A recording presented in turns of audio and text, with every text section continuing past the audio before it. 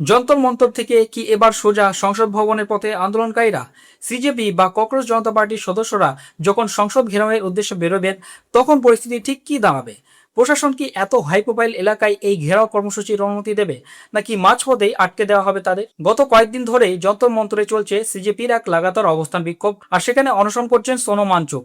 দিন যত এগোচ্ছে, সোনম এবং তার সাথে অনশনরত ছাত্রছাত্রীদের স্বাস্থ্যের দিকে ততই নজর রাখছেন সকলে। প্রশাসনও গোটা পরিস্থিতির দিকে কড়া নজর রেখেছে, কারণ অনশনকারীদের স্বাস্থ্যের কোনো অবনতি ঘটলে স্বাভাবিকভাবেই তার দায় কিন্তু প্রশাসনের উপর এসেই পড়বে। কিন্তু এর মধ্যেই সামনে এসেছে এক অত্যন্ত বড় ও চমকপ্রদ খবর। এতদিনের যে শান্তিপূর্ণ অবস্থান বিক্ষোভ চলছিল যন্তর মন্তরে, তা এবার সংসদ ভবনের দিকে এগোতে চলেছে। হ্যাঁ, এই জল্পনা উস্কে দিয়েছেন খোদ সোনম ওয়াংচুক। সিজেপি এখন তাদের রণকৌশলে এক বড়সড় পরিবর্তন এনেছে। আগামী 20 জুলাই থেকে শুরু হচ্ছে সংসদের বাদল অধিবেশন, আর ঠিক সেই দিনই অর্থাৎ বাদল অধিবেশনের প্রথম দিন যন্তর মন্তর থেকে সংসদ ভবন অভিমুখে এক শান্তিপূর্ণ পদযাত্রা ডাক দিয়েছে সিজেপি। কেন সংসদ ভবন? সোনম ওয়াংচুকের যুক্তি অত্যন্ত স্পষ্ট। তিনি বলেছেন, সংসদে বসে থাকেন আমাদের জনপ্রতিনিধিরা, যারা দেশের আইন তৈরি করেন। তাই নিজেদের দাবি দেওয়া তুলে ধরার জন্য এবং নীতি নির্ধারকদের কানে কথা পৌঁছানোর জন্য এর চেয়ে ভালো জায়গা আর হয়তো হতে পারে না।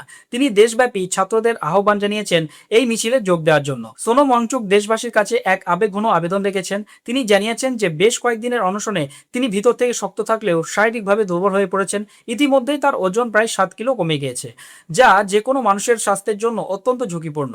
রিয়া বা আশঙ্কার মতো পড়ুয়াদের আত্মহত্যার মর্মান্তিক ঘটনা এবং লাদাখ ও হিমালয়ের পরিবেশ রক্ষার মতো গুরুত্বপূর্ণ ইস্যু তুলে ধরে তিনি সাধারণ মানুষকে 20 জুলাই তার সাথে এই মার্চে যোগ দেওয়ার আহ্বান জানিয়েছেন। তার কথায়, আপনারা যদি সত্যিই চান আমি বেঁচে থাকি, তবে শুধু সোশ্যাল মিডিয়ায় মেসেজ না করে এই শান্তিপূর্ণ পদযাত্রায় অংশ নিন।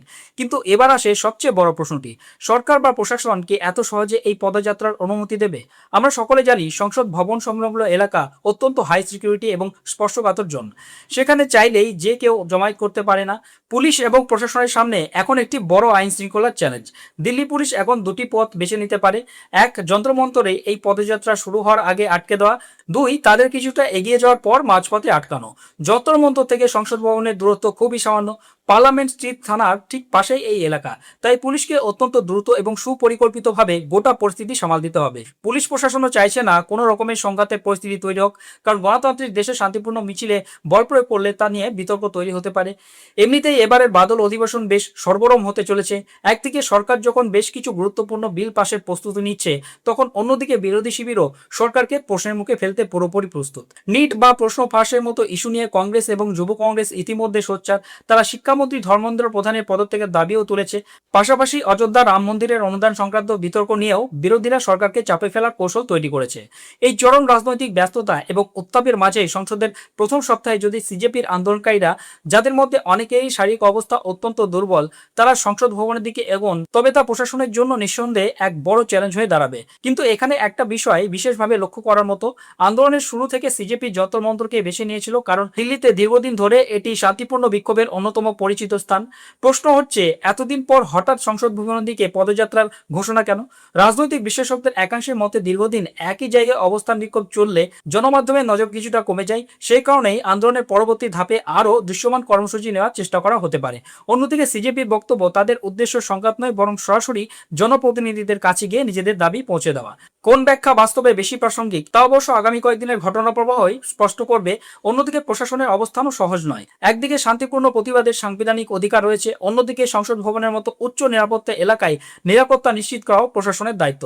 ফলে এই দুইয়ের মধ্যে ভারসাম্য বজায় রাখায় দিল্লি পুলিশের সামনে সবচেয়ে বড় চ্যালেঞ্জ হয়ে দাঁড়াতে পারে। অতীতে বিভিন্ন সংগঠন সংসদ অভিযানের ডাক দিয়েছে। অনেক ক্ষেত্রে নির্দিষ্ট এলাকা পর্যন্ত অনুমতি দেওয়া হয়েছে, আবার কোথাও ব্যারিকেড বা নিষেধাজ্ঞার মুখে পড়তে হয়েছে। এবারও ঠিক কী সিদ্ধান্ত নেওয়া হবে তা নির্ভর করবে নিরাপত্তা মূল্যায়ন ও প্রশাসনিক সিদ্ধান্তের ওপর। অবশ্য আরও একটি সম্ভাবনা উড়িয়ে দেওয়া যাচ্ছে না। প্রশাসন যদি আগে থেকেই আন্দোলনকারীদের সঙ্গে আলোচনায় বসে কোনো বিকল্প পথ বা নির্দিষ্ট স্থান নির্ধারণ করে দেয়, তাহলে সংঘাত এড়ানো সম্ভব হতে পারে। আবার যদি অনুমতি না দেওয়া হয়, তাহলে আন্দোলনকারীরা আইনি বা সাংবিধানিক উপায়ে প্রতিবাদ চালিয়ে যাওয়ার পথও বেছে নিতে পারেন। অর্থাৎ এখনও একাধিক সম্ভাবনা খোলা রয়েছে। হাতে আর মাত্র কয়েকটা দিন। এখন দেখার বিষয়, আগামী দিনগুলোতে সিজেপি ঠিক কী রণকৌশল নেয় এবং দিল্লি পুলিশ ও প্রশাসন কিভাবে এই স্পর্শকাতর পরিস্থিতি মোকাবেলা করে। আপনাদের কি মনে হয়, যন্তর মন্তর থেকে সোজা সংসদ ভবনের দিকে এই মার্চ করার সিদ্ধান্ত কি সিজেপির জন্য একটা সঠিক রণকৌশল, নাকি এটি জটিলতা আরও বাড়াবে? আপনাদের মতামত অবশ্যই কমেন্ট বক্সে জানান।